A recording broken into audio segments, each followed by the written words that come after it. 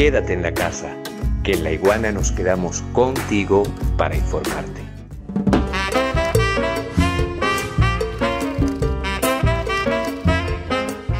Le decía, profesor, una crítica que yo le escuché a investigadores cubanos, y hablo de Cuba porque existen muchos centros de investigación sobre los Estados Unidos. Y desgraciadamente, en muchos casos en nuestra América, la crítica a los Estados Unidos es una crítica desde las ideas generales, desde la consigna,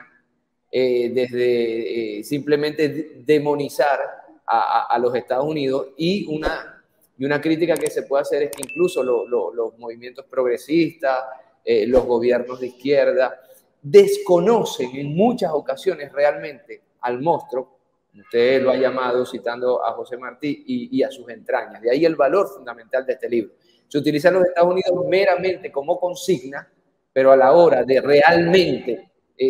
ver qué es lo que se critica fácticamente en los Estados Unidos,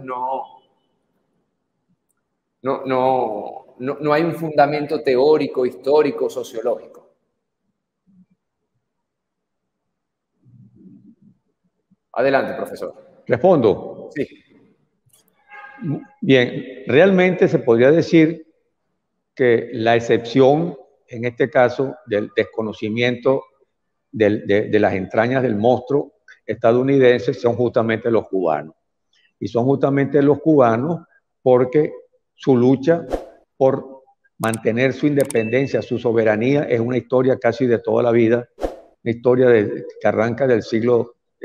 incluso desde los primeros presidentes estadounidenses hasta el triunfo de Fidel Castro y la Revolución Cubana en 1959.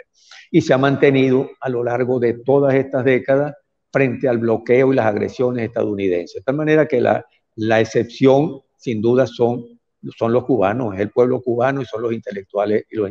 cubanos. En cuanto a los latinoamericanos que se meten con eso, hay algunos historiadores del siglo XIX que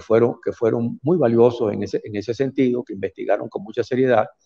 pero a lo largo del siglo XX verdaderamente se ha centrado mucho más el análisis de Estados Unidos en el estudio de las agresiones, de las invasiones, es decir, del imperialismo como tal, y de su actitud neocolonialista y sus crímenes. Y es muy poco entonces lo que se ha hecho para penetrar en las estructuras íntimas de la sociedad estadounidense. Y por supuesto hay muchos libros que no ayudan, porque son libros muy panfletarios, son libros que lo resuelven todo con una gran simpleza, y evidentemente son parte de la producción latinoamericana, pero a lo que yo me refiero son esos libros que intentan justamente meterse en las entrañas del monstruo, y yo creo que mi libro llena un vacío, porque es meterse de verdad en las entrañas del monstruo.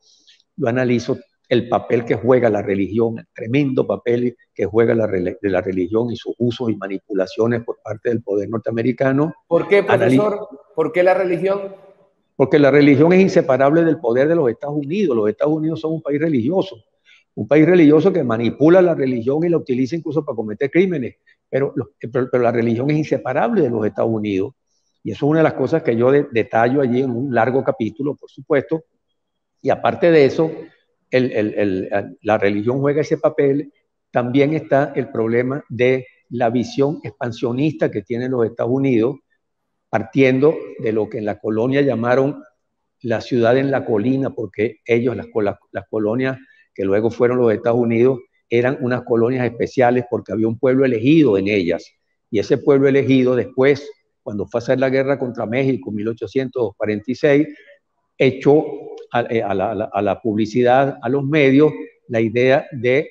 el destino manifiesto, es decir, el destino que la providencia le había dado a Estados Unidos, el modelo de democracia, de libertad inalcanzable que existe en el planeta, era justamente dominar primero a toda América y luego dominar al mundo, para llevar al mundo, como le había llevado a América, la libertad, la justicia y todos los valores humanos que ellos supuestamente encarnaban, cuando lo que hacen es violarlos día tras día, año tras año y siglo tras siglo. De tal manera que eso también juega El expansionismo norteamericano tiene una base también en eso, y además de ello, los Estados Unidos son una sociedad pseudo-democrática. Eso puede sonar panfletario, pero no lo es. Dedico un largo capítulo a examinar las razones de esto, a desmontar el pacto del Mayflower como pacto democrático precursor de la independencia, a desmontar la Constitución norteamericana, que sigue siendo la Constitución eterna, única, como una Constitución que no es democrática, sino republicana, que es otra cosa, que es una Constitución elitesca y que es una Constitución en la cual domina la trata y sobre todo el esclavismo. Y en la medida en que esa Constitución se fue manteniendo en las décadas siguientes, después de ser aprobada con algunas enmiendas que se fueron agregando, esa Constitución terminó casi generalizando el dominio de los esclavistas a todo el país, lo que fue una de las causas de la guerra federal, de la guerra de secesión en 1861-65, que por cierto, quien encabezó esa guerra de secesión, el presidente Lincoln, declaró de manera absolutamente clara que no estaba haciendo la guerra para acabar con la esclavitud, que si él podía lograr la unidad de los Estados Unidos, que era lo que le interesaba, salvar la unidad de esos dos pedazos ya incompatibles de país, que eran el norte y el sur,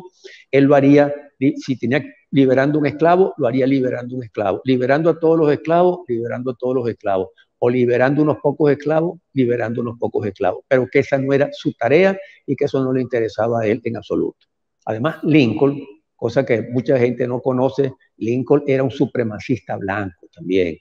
y en declaraciones que yo cito ahí, en reuniones y en distintas cosas, actos, Lincoln lo manifiesta. De tal manera que hay mitos, cantidad de mitos de los Estados Unidos, que son mitos en estos días en la prensa. Yo escribo los martes unos artículos en Últimas Noticias. Dediqué un artículo que yo titulé Pavo, Maíz y Calabazas, a mostrar todas las mentiras que se encuentran detrás de ese día celebrado en los Estados Unidos y en algunos de nuestros países latinoamericanos, que es el Día de Acción de Gracias. A demostrar que todo eso es falso, que ese día lo inventó Lincoln en 1863, siempre preocupado por la unidad del país, y que de luego se fue convirtiendo entonces en una costumbre norteamericana que permitía comer pavo. Y termino señalando lo que pasó en el año 2003, cuando los Estados Unidos acababan de invadir a Irak, acababan de tomar en julio o agosto Bagdad, y en la celebración del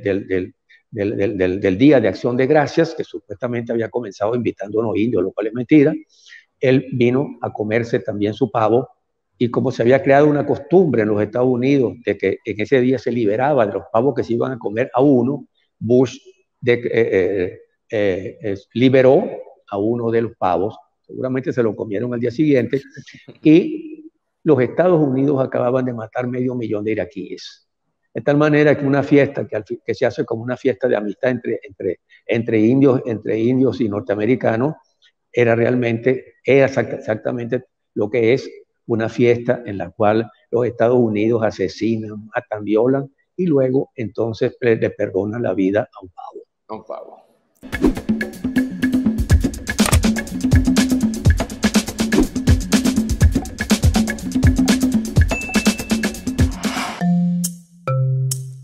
Laiguana.tv, la verdad hecha tendencia.